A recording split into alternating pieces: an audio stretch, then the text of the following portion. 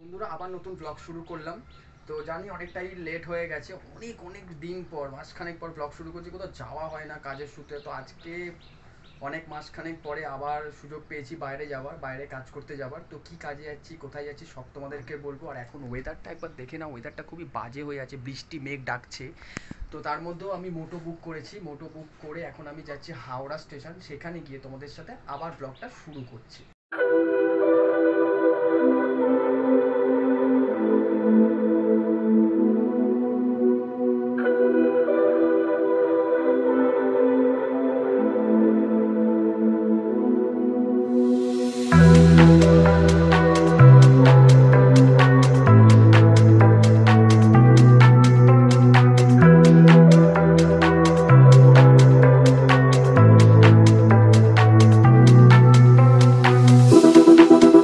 উঠে গেছি, কিন্তু ট্রেনে এখন অন্ধকার। জানি না তুমি আমাকে দেখতে পাচ্ছ কিনা। তো অনেক দাঁড়ানোর পরে ট্রেনে উঠলাম। এবার ট্রেনটা চলুক, তারপর কিছু সিনেমেটিক শট তোমাদেরকে দেখাবো। তারপর একবার ওখানে গিয়ে স্টেশনে নেমে তোমাদের সাথে দেখা হচ্ছে।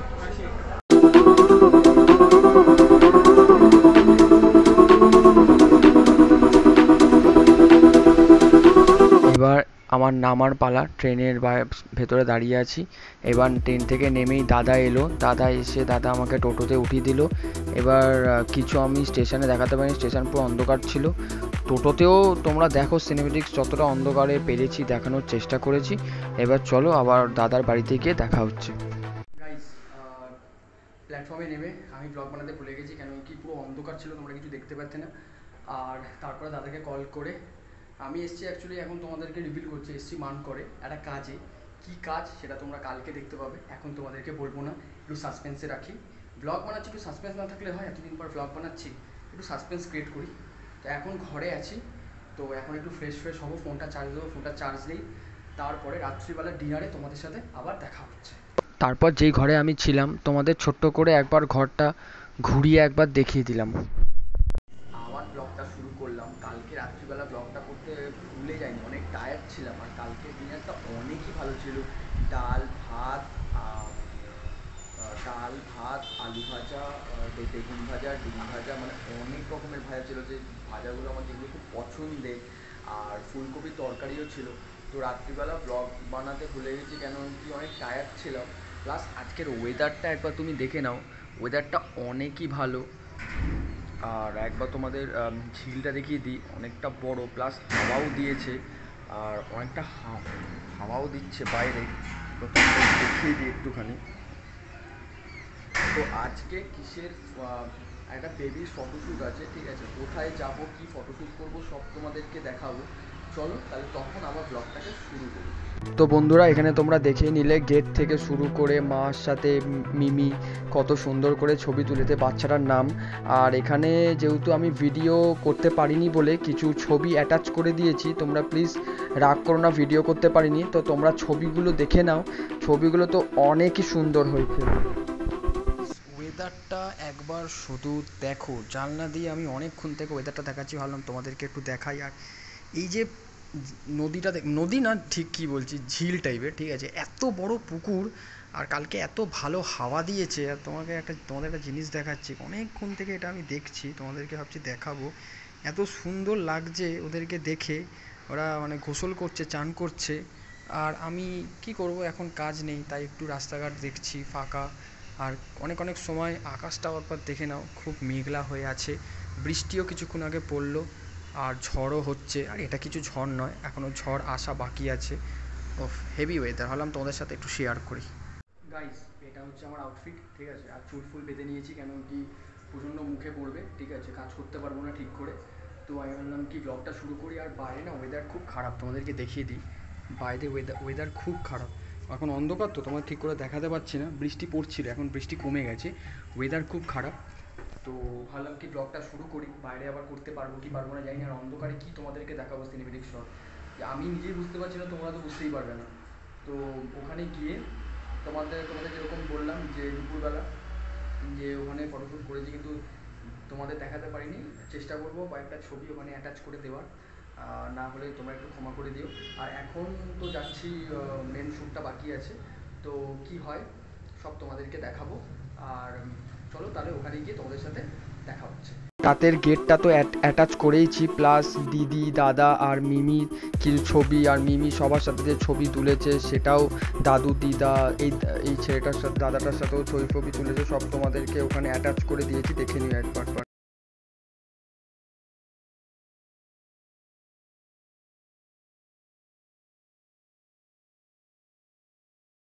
ওখানে পৌঁছেই আমি শুরু করে দিয়েছিলাম ভিডিও করা, তোমাদেরকে দেখানো যে ওখানকার কি সুন্দর করে সব ডেকোরেশন করেছে, আর এখানে একটুখানি সব সাজুগুজু চলছিল যে একটুখানি ভালো ভালো ছবি আসার জন্য। আর ওখানে ভালো করে দেখো খুব সুন্দর করে সেট আপটা করেছে, বাইরের গেটের ছবি আমি দিয়ে দেবো, বাকি অনেক ছবি আমি অ্যাটাচ করে দেবো, তোমরা দেখে নিতে পারো যেখানে যেখানে আমি ভিডিও করতে পারিনি। তারপরে চলে এলাম এই ফটোশ্যুট। এবার দেখো তোমরা কত মনোযোগ দিয়ে আমি ছবি তুলছি, এই ছবিগুলো আমি অ্যাটাচ করে দেবো, তোমরা একবার দেখে নিও, যেগুলো যেগুলো আমি ভিডিও করতে পারিনি আমি ছবি অবশ্যই অ্যাটাচ করে দেবো তোমাদের জন্য।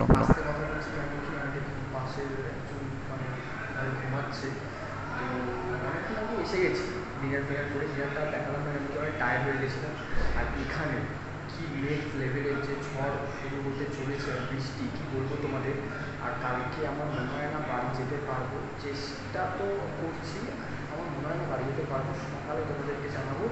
আর তোমাদের কেমন লাগলো এখন অবধি ব্লগটা আমাকে অবশ্যই জানিও, আর কালকে কী হবে সব তোমাদেরকে বলবো ব্লগ। তো গাইস এই তো প্রায় অনেকক্ষণ আগে উঠেছি, তো এবার আজকে সকালে ট্রেন ছিল, কিন্তু ওটা আমি আর যেতে পারবো না, কেন কি তোমাদের যেরকম বলেছিলাম কালকে শ্যুটটা হয়নি, আজকে শ্যুটটা করবো, কিন্তু বৃষ্টি অনেক পড়ছে, তোমাদের দেখিয়ে দিচ্ছি দাঁড়াও, বৃষ্টি অনেক পড়ছে, যেটা এই যে এখানে তোমাদেরকে দেখাচ্ছি,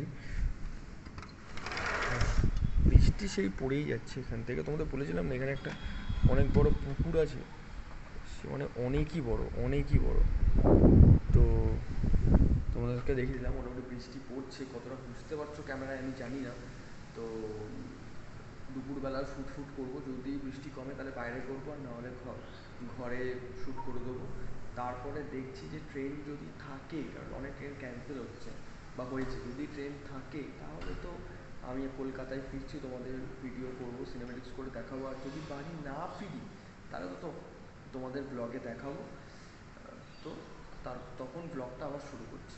যেহেতু বন্ধুরা বৃষ্টির কারণে যেহেতু অনেক ফটোশ্যুট বাইরে হয়নি, সেগুলো ব্যাকগ্রাউন্ড ইয়ে করে ঘরের মধ্যে খুব ভালো করে ছবি তুলেছিলাম।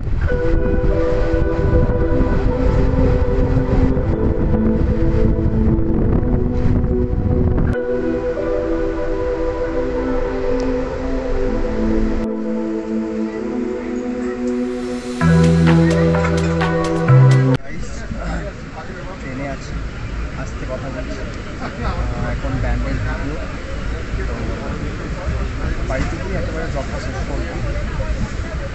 তো হাওড়ায় যেতে এখনও দুটা স্টেশন পরে হাওড়া, জানি না তুমি তোমরা কতটা শুনতে পাচ্ছ, চেষ্টা করি তার জোরে বলার, অনেক আওয়াজ হচ্ছে, তো ম্যানেজ করে নেবো।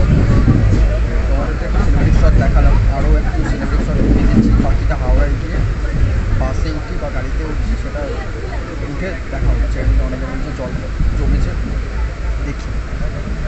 আর ওখানে লাঞ্চ করিনি বলে দাদা প্যাকিং করে পাঠিয়ে দিয়েছে, হাফ খেয়েছি, হাফ বাকি আছে, একেবারে বাসে উঠে বা গাড়িতে উঠে খাবো। চলো তাহলে হাওড়া স্টেশনে গিয়ে দেখা হচ্ছে। তো প্রায় হাওড়া স্টেশনে আমরা ঢুকবো, ভাবলাম তার সঙ্গে একটা ভালো ভিডিও তোমাদেরকে দেখাই। তারপরেই আমরা ট্রেন থেকে নেমেই আমি বাসটা অনেক খুঁজতে লাস্ট অবধি পেলাম। আর রাতের কলকাতাটা কীরকম লাগে হাওড়া ব্রিজের নিচ থেকে গেলে, তা সেটা তোমাদেরকে দেখালাম। তারপরেই তোমাদেরকে দেখালাম যে একটু জুম করে যতটা বাসের ভেতর দিয়ে পারবো একটু গঙ্গাটা দেখানোর চেষ্টা করলাম, জানি না তোমরা কতটা বুঝতে পেরেছো, কিন্তু আমি সামনে দিয়ে দেখেছি তো আমার আলাদাই লাগছিল। তারপরে দেখাচ্ছিলাম যে আমি যখন কলকাতায় ছিলাম না, কলকাতায় অনেকই জল দাঁড়িয়ে গেছিলো, আর অনেক জোরে মুষলধারে বৃষ্টি হচ্ছিল, সেটাও তোমাদেরকে একটু করে বাসের ভেতর দিয়ে যতটা পারলাম দেখালাম।